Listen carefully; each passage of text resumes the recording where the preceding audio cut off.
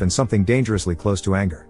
My wife, Danielle, barely hesitated before reaching for her glass and giving me a glance, the kind of glance that told me she was about to deliver something devastating. She tapped her glass lightly with her fork, let the silence stretch for a moment, and then said in a tone so calm it was almost mocking, "Funny, because we just bought it from Grandma last week." The effect was instant.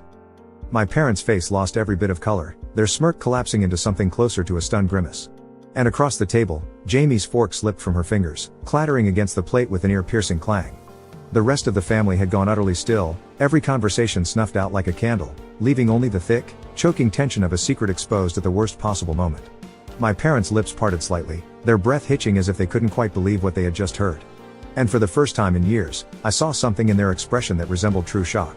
They recovered quickly, though, because, of course, they did. Marcus and Marie were nothing if not quick on their feet when it came to making sure things went their way. "That's not possible," they said,